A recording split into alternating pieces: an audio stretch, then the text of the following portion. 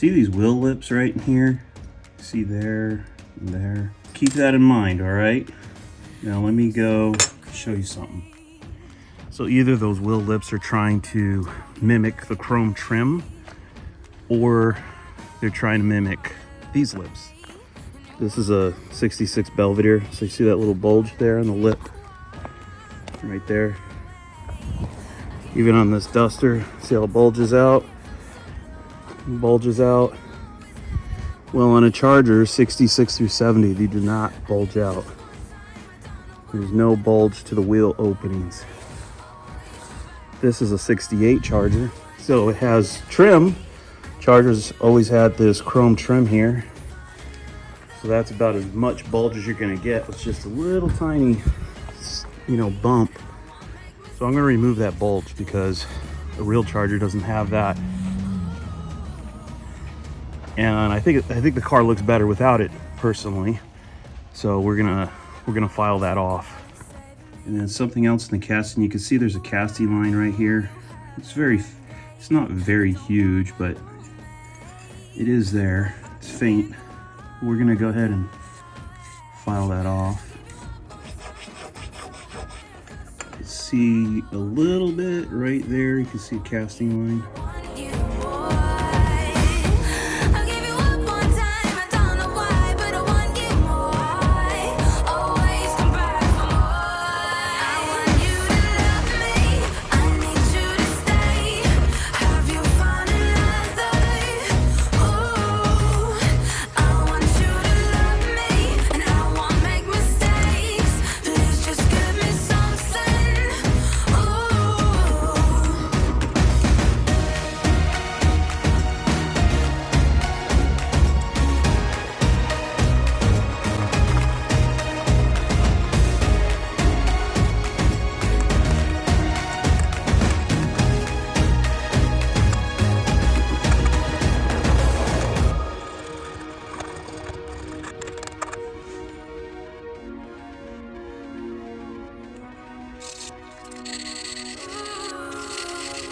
And I can be your everything if you stay. Please just say I'm mine.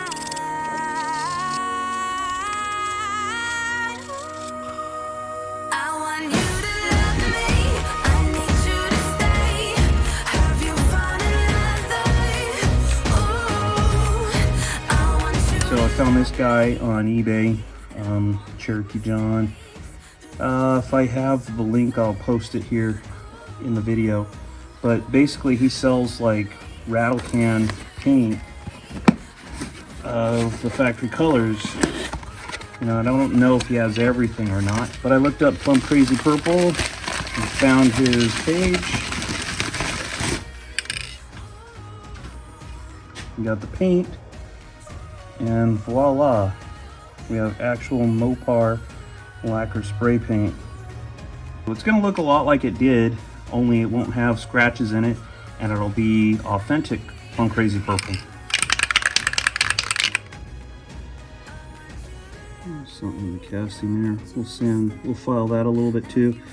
And I notice a lot of guys will go through, and guys, just so you know, like, I'm no expert. I have customized a few cars on my own.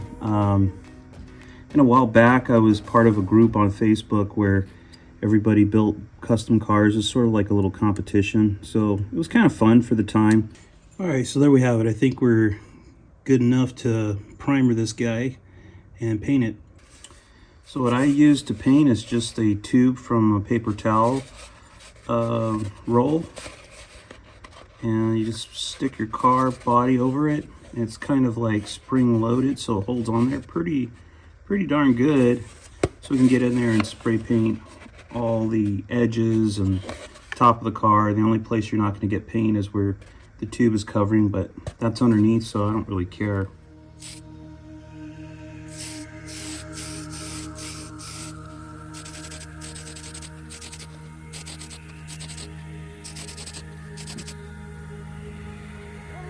Yeah, looks pretty good.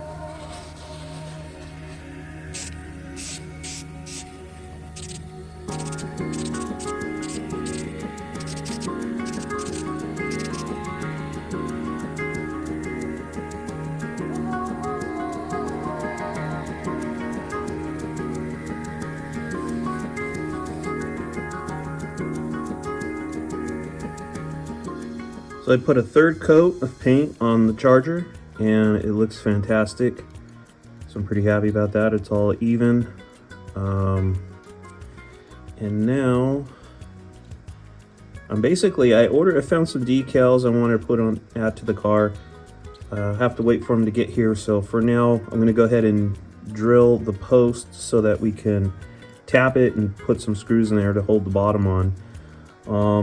And then it's a waiting game. So I think after I do that, I'll go ahead on a separate video, start the next video, which I think I'm gonna go ahead and customize this 70 CUDA. Probably should have drilled this before I painted it, but oh well.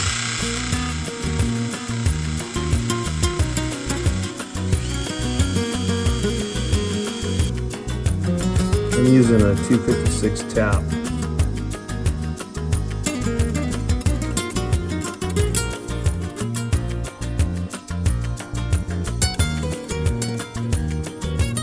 So the axle tubes I have in here are on the large side. So when I put the axle through it, the wheels kind of kick out a little bit. Not much, but I found this tubing, which is a little bit smaller ID, so it's tighter. So I'm gonna go ahead and change these out. Luckily the glue I use is not worth a crap.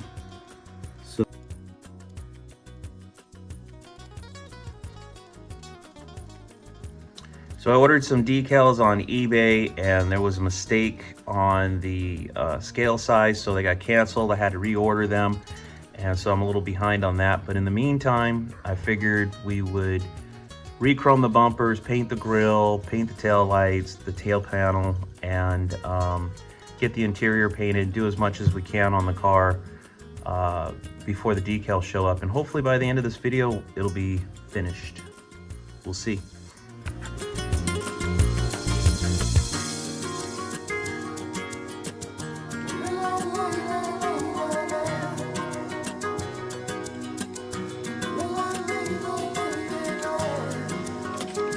So for the chrome, this is pretty easy. It's this liquid chrome.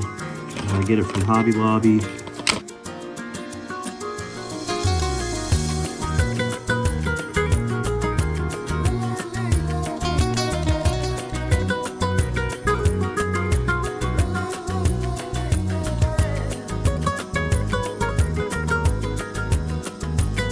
So I'm using thin down black paint.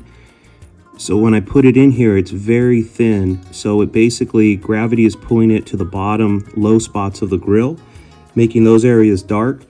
And then it's staying thin on the high spots where the grill is. So it still gives it like a nice look of depth, like a real grill versus the whole thing being black.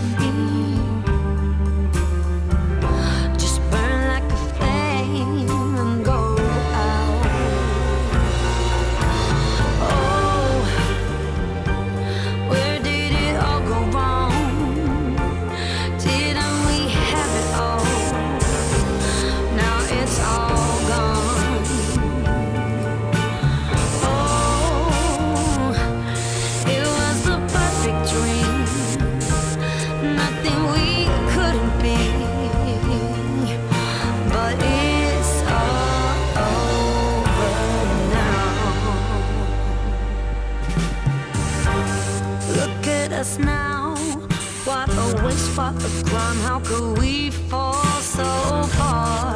'Cause the world was ours. The papered up cracks can't hold us together no more. Now it's all. So there's a comparison of the two cars. Obviously this one was originally plum crazy purple to begin with. We just repainted it to get rid of the scratches and put a white stripe. It wasn't an easy task. You can see chipped some of the decal there, so probably try to touch that up with white paint. And it did do some kind of like cracking, but still looks really good, especially compared to this. So blowers completely improved. Again, I really dig the white stripe, and of course the stance, the wheels, all a huge improvement. But it's all over now.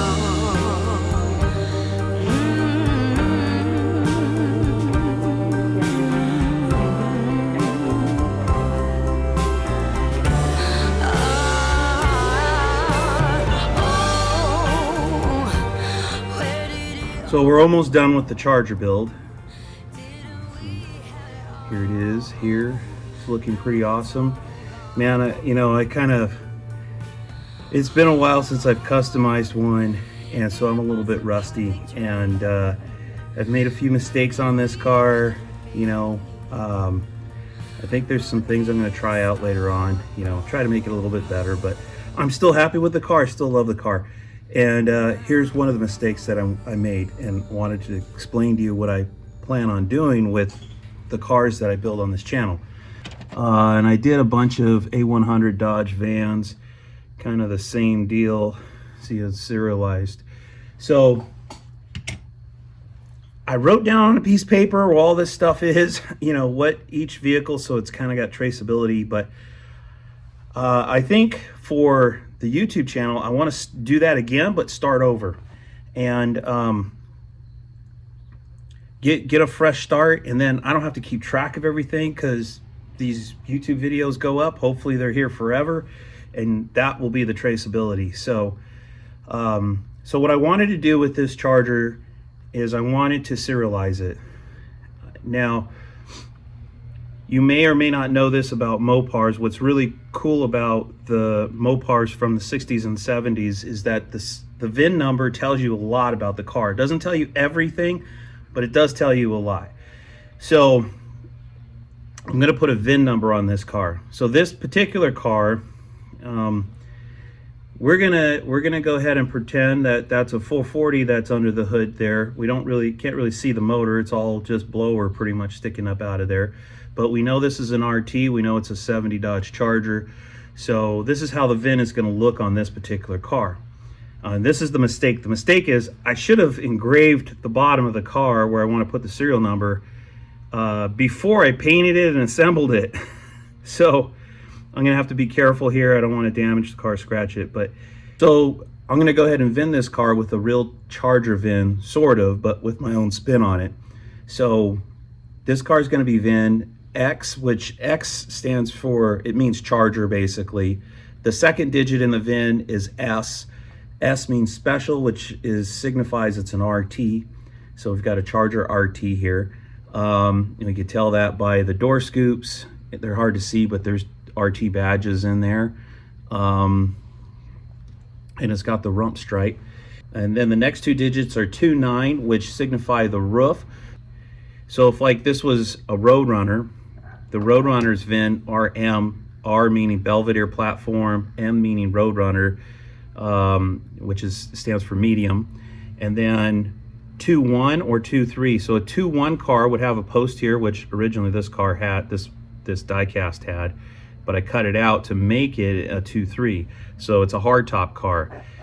So a 2.9 car is a Charger only top, which basically gives it the tunneled back window that you see here. So you won't see any other car that is VIN'd with a 2.9 on it except Chargers. So we got XP29. The next digit, the fifth digit, is a 0. 0 is for the year of the car. So 70 would have been 0. If this was a 69 Charger, that would be a 9. If this was a 68 Charger, that would be an 8. Then the next digit is where the assembly plant that built the car. So all the Chargers were built at Hamderack. I believe that is code B. But this is where we're going to deviate from Mother Mopar's VINing. So instead of putting a B on here, I'm going to take, and then the last, let me jump ahead a little bit. The last 6 digits of the VIN are the serial numbers. So it'd be like 5 zeros and a 1 would be what this would be. Only I'm going to steal one of those digits and I'm going to put a YT. So instead of a B00001, I'm gonna put YT, meaning YouTube. So these particular cars will be, anything I build on this channel will have the YT inside of the VIN. So in this particular case, this is the very first car I built on this channel. So the VIN number is going to be XP290 YT, and then instead of 6 digits, it's going to be 5, so 00001.